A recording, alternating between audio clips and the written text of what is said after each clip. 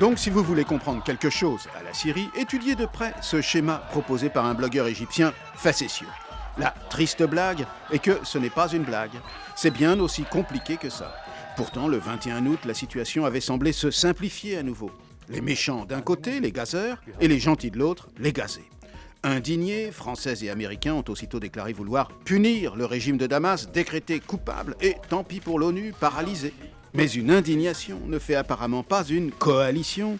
Les contre-pieds se sont multipliés, les Anglais se sont dérobés grâce à leur Parlement, et le Congrès américain, que Barack Obama n'était pourtant pas obligé de consulter, se trouvait, lui, malencontreusement, en vacances.